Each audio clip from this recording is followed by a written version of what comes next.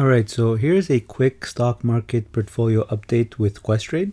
So my total equity right now with Questrade is sitting at 107.21. My margin account, I'm sitting on 2,043 US cash, 0 Canadian cash. And if I go to my positions, I've got mostly put spreads. So I've got a put spread on Adobe that I opened Friday. So last Friday was a red day, October 2nd. So I opened a bunch of put spreads expiring October 9th. So this Friday at 465, 460. I've got an Amazon put spread. It's a credit spread, by the way, a Netflix put credit spread, a Tesla put credit spread, and a Rocket naked put that I rolled to November at a 22 strike. So I lowered the strike and I collected a credit, and it's all the way till November. And it's already showing a small profit, as you can see, $30 profit. Adobe is showing as well a small profit of about $50. Amazon is showing a small profit as well, $90 about. So basically I'm just looking at this minus this. So Netflix is showing a profit of about $90 as well. And Tesla is showing a profit of $100 almost. So Tesla had opened for $1. So I collected $1 and I can close it right now for about 40 cents.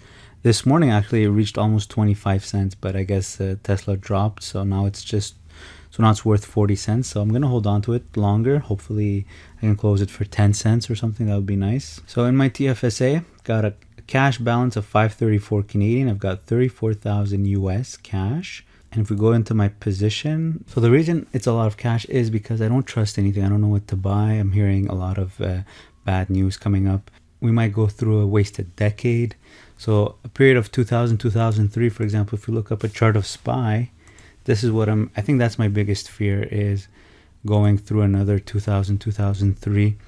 So this year, it was a 3-year bear market. So for 3 years, stocks were just dropping gradually. It wasn't crashing, but it was dropping gradually. So imagine having that for 10 years, a 10-year recovery period. So for that reason, I'm deciding to buy dividend stocks, but in small chunks of $1,000. So even if it does drop, even if the market does drop gradually, well, at least I can deploy another $1,000 into the same stock, and therefore dollar cost averaging.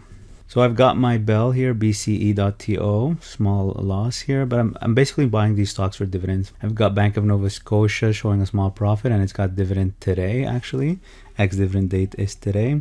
So since I was a holder before, that means I get the dividend. And let's go see what the dividend amount is, probably around 50 cents or something. So BNS.TO dividend is 90 cents, not bad. So that would be, I'd get 90 cents times the number of shares, 90 cents times 19 shares. I've got China Mobile, bought at 32.52, so down a little bit, but I'm buying it for the dividends as well. I've got Choice Properties, 79 shares, bought it at 12.76. I've got gold. So this is not dividends. This is just, I just want to buy some gold just in case. So all these I only put in $1,000, either Canadian or US. I've got Manulife, 1878. I've got Pizza that I bought at 8.75. I've got Ryokan that I bought at 13.93. I've got AT&T that I bought at 28.38, and they've got dividends this week. Pretty cool. And I've got TD and AT&T. I've got TD that I bought at 63. And also has dividends this week. So I've got 3 dividends coming in this week. Not bad. In my RSP, I've got 1,300 Canadian cash and I've got 7,700 US cash. So I could potentially buy something. I'm not sure what yet. Maybe some covered calls. In my positions, I do have 2 covered calls. I've got IWM covered calls that I just keep rolling the call option. And look at that, IWM is at 155. So I'm up $431 on the stock, but my call strike is 152. So that means the maximum I can sell this position for is 152. So I'm limited. I limited my upside to 152, but I've been collecting premiums all along. And I've got Virgin Galactic that dropped all the way down to 15 and now is up to $21, so that's good. My cost is 23.6. My strike is 23. So my maximum selling price is 23 by October 16. But I collected premiums on the way, and I could continue collecting premiums. So let's see what would happen if I rolled IWM. So I want to keep the shares and I just want to keep selling call premiums again at the same strike. So I'd simply click create order. It gives me the order entry. I would remove the shares and I'm left with buying back the call option that I currently have. And then I click add call, I click sell, I click October 16, which is the next week's expiry. I click on the 152 strike, same strike. As you could see, I can collect about 94 cents or $94 by rolling my call option forward. If I choose a 153 strike, I could still do it for a credit, but a much smaller credit. So I get $1 extra of capital appreciation plus 23 or 25 cents of credit. If I go to, let's say, 154, I can no longer do it for a credit. I'll have to pay to roll it to 154, but I'd be collecting an extra $2 of capital appreciation, assuming IWM is above 154 come October 16. So it depends what you want. If you want capital appreciation, then the call options you sell will have to be out of the money. But if you just want the most premium upfront, then you want to sell at the money. So right now I just want the most premiums upfront, so I'm selling at the money. So I would sell the 152. In fact, I could probably do it right now and collect $1 for next week, or I could wait till the end of the week to see what happens. And Virgin Galactic expires October 16, but let's say I wanted to roll it. I can buy back the existing call option, click sell. I could do week by week at the same strike, let's say 23 strike. Let's see how much I can collect. I can collect about $43, so that's not bad for 1 week.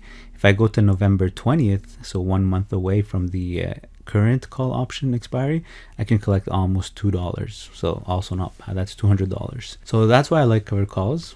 Only it's great when stocks don't drop on you 30%. I mean, when Virgin was at $15, that's not good for my calls because I can't sell enough premiums at a 23 strike. I had to go over a month away just to collect like 40 cents or 43 cents. But when it's trading near your cost, it's pretty fun to sell call. In my RESP, I've got very little cash. I've got 94 Canadian and 88 US, but I've got shares of Intel. My cost is 56.25, so I want it to come back up above 56. I'm not sure if I would keep it. If it goes above 56, I'd probably keep it because I like Intel, and I would probably just sell call options at the same strike. I would keep selling call options at 56 until I can no longer sell and just get my money back, and then I would look to buy something else, or maybe I would buy some dividend stocks since this is a long-term portfolio, long-term investment. In my TFSA, with the 34K extra cash, I'm considering doing covered calls on Apple. So if we look up Apple, so Apple's trading at 115 right now.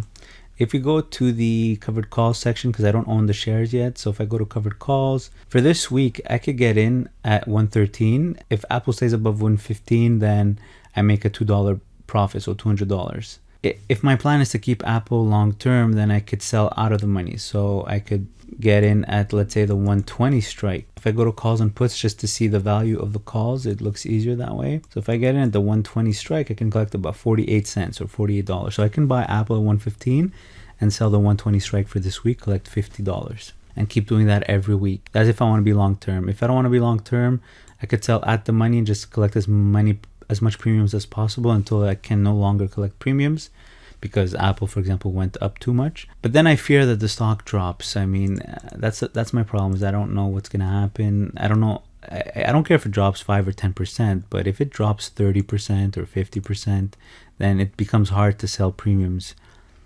because you have to sell near your cost basis. It's funny though, if you look at the Apple chart for a year, this is March. It doesn't even look that bad on Apple. I mean, it went from 81 to the low of 56 and then completely recovered and had nothing to do with previous highs, the highs of February. It made completely new highs.